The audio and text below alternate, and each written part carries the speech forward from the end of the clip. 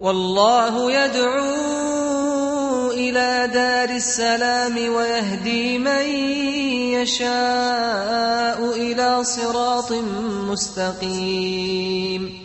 Islam is peace, Islam is ease, Islam is not danger or disease, Islam is love and prosperity, Islam is not hatred or adversity, Islam is neither maze nor grace, Islam is giving Allah all praise, Islam is keeping up the pace, Islam is for every race, Islam is peace, Islam is ease, Islam is not danger or disease.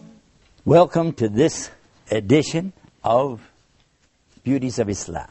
I'm your host, Yusuf Estes.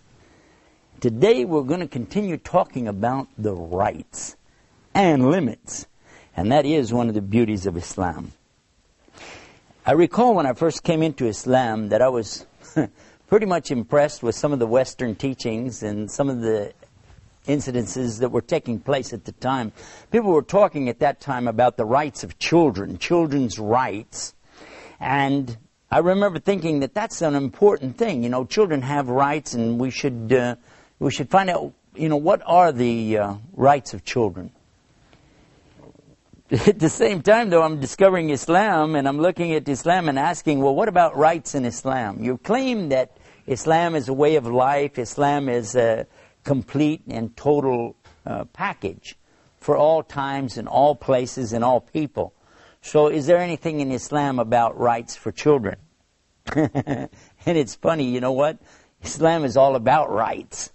In fact, that's one of the keys, one of the most beautiful things about Islam is the rights and limits. That we don't go past somebody's rights. Because, for instance, we give rights to the children. You could say, well, children have all rights, total rights. Now, all of a sudden, the children are telling the parents what to do. That's not a good idea. And it was Prophet Muhammad, peace be upon him, that said that one of the signs of the last days is going to be that the children will actually be superior to their own parents, treating their parents like slaves. This means they would be going beyond their rights, doesn't it? And that's exactly what we've discovered, that today, by going out here and talking about children's rights and promoting children's rights without putting a check and balance in place, it seems as though there's no way to stop the children today. When my mother, who was a school teacher for many years, came home from school one night and she said, I'm going to stop teaching. We asked her why. She said, the teachers have lost their rights. It's all about the students' rights, but the teachers have no rights anymore. I didn't quite understand what she was saying. The gravity of the whole thing didn't catch me until I realized that this is exactly the downfall of a society when you give all rights to one group, but you infringe on the rights of another group. Now, when I grew up many years ago, the teacher had the right to paddle the child if they got out of line. They had a little, like a ping pong paddle or something like that, and they would paddle you with that if you misbehaved. But then they passed a law and said no teachers can use this paddle anymore. Well, then what happens? Well, some of the teachers, they would try to swat the child with their hand. Well, they made a law against that as well. They said, no, you can't do that. That's not going to work. So now the teacher has no way to say anything over the student. They can't stop them. In fact, it got to the point where the students would challenge the teachers and say bad things in the face of the teacher and say, what are you going to do about it? Well, what could the teacher do? What can they say? Because here you are, you're trying to teach a class and you got students that will just stand up and say anything, do anything, and what can you do? It got to the point where some of the students were actually striking the teachers. Now that became a serious problem. And of course, then the students began striking each other, hitting one another. And now who can stop them? Because if you put your hand on the child, maybe you grab them too tight, you leave a mark on them or something, they can go to the authorities and you can go to jail. You started out in the morning as a teacher, you wind up at night as a jailbird. Because why? Because you don't have any longer the right to discipline the children. Now, according to the Bible, and that was one of the things that I was very impressed with, of course, in those days as a preacher in Christianity, we find the teaching that's very clear: if you spare the rod, you'll spoil the child. And I always derived the meaning out of that it meant that you have to use the rod at least to let the child see that you're in authority here, Then the child will behave. Otherwise, they don't see any reason to follow the rules, because there's not going to be any punishment if I don't, so who'll stop me? Spoil the rod, spare the rod, spoil the child. That's what it says. Spare the rod, spoil the child. But when I got to Islam, I said, well, what does that teach? They said, well, in Islam, you're not allowed to pick up a stick and beat children. That's not permissible anyway, so we don't have that. But we do have the thing where we teach the children from early on the proper respect for authority. And this is instilled on the child from the time that they're able to move around, that time they're able to start thinking. They learn what they can do and what they mustn't do. This is pretty normal amongst most homes. You see the mother, she'll say, no, no, no, no, don't do this, don't do that. That's normal, and it's good. Of course, in an Arabic home, they will be saying, la, la, la, la, la, la. It's the same meaning. Don't do it. But as they get older and they begin to talk, speak, think, and converse with their parents, that's when the importance of teaching rights and limits really comes into play. Because it is right for the child to have a time to play with their toys. And it's also right that they should share their toys. But there has to be a limit. And the limit is going to be that the child cannot go and take from the other children without their permission. So we begin to teach them about asking permission. I remember one of the things that my dear friend Muhammad Abdul Rahman, who was the one who helped me get to Islam, that he taught us this by example. He was very good at giving examples of things so you could see it. One day he went to my daughter, who was about 6 years old at the time, and he asked her if she would like to borrow $1. I said, "You borrow $1?" She said yes, so she borrowed the $1 from him. She borrowed $1. He said, okay, and you're my witness. I was a witness. Okay, you got a witness, you borrowed $1. A couple of days later, he asked her, do you have $1? She said she had 4 quarters. He said, okay, can you pay me back the $1 you owe me? She said, okay, and she gave him back the 4 quarters. After she went on to play, I asked him, what was that all about? He said, didn't you get it?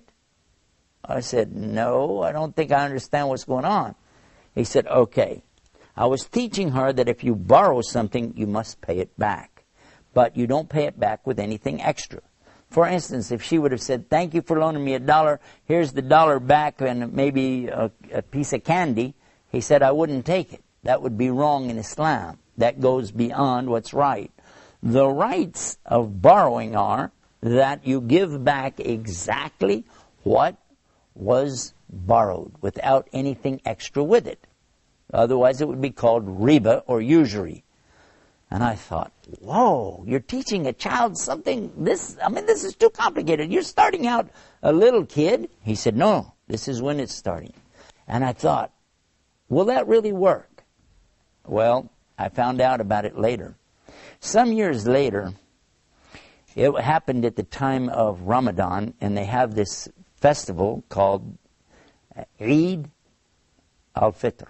And this is the celebration after Ramadan. And one of the things that happens is the children go around and smile real big in the parents' faces, and they give them candy, they give them gifts, and they give them money.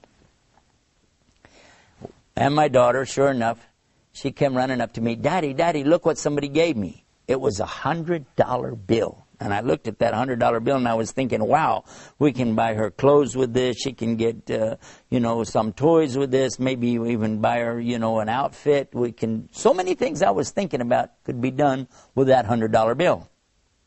But she went over to the masjid, the mosque, it's called masjid, to a box that was there for donations, and she put the whole $100 bill in that box. I said, what? What'd you just do? She said, I put it in there. I said, why?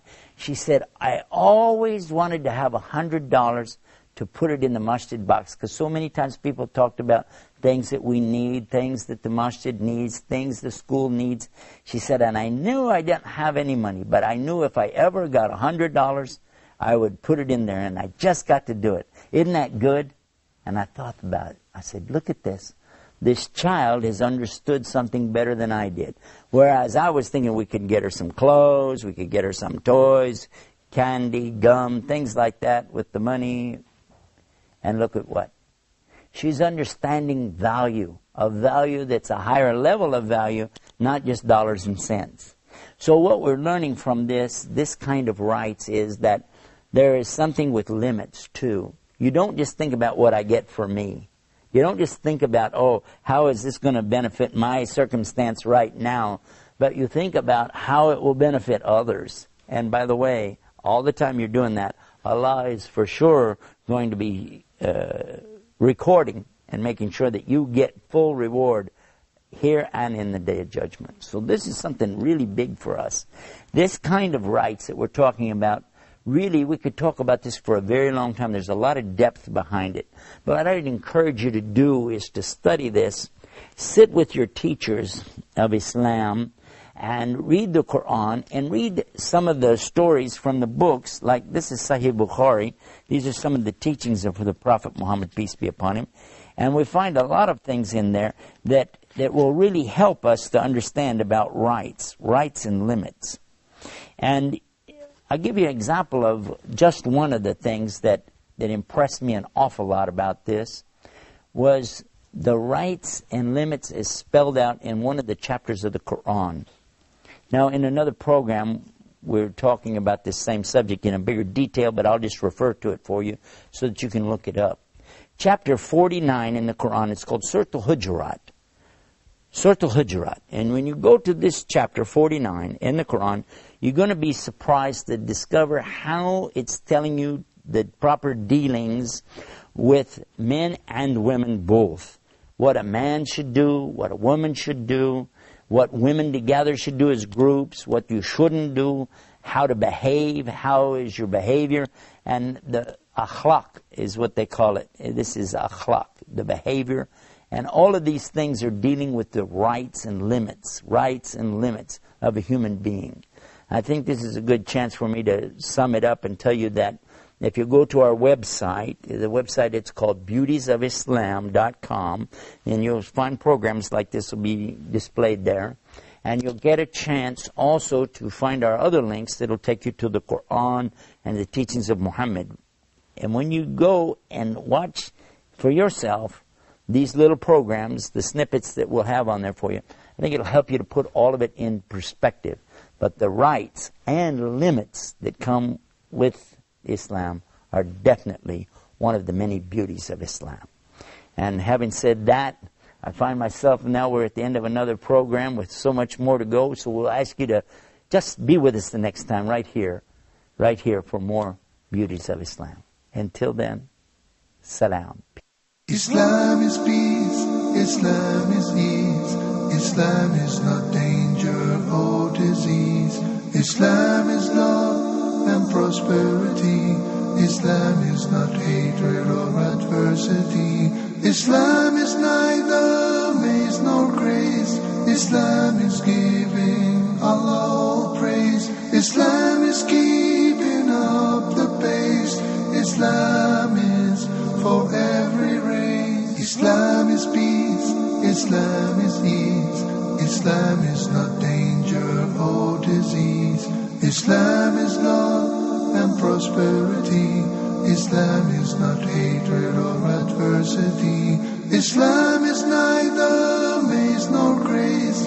Islam is giving. Allah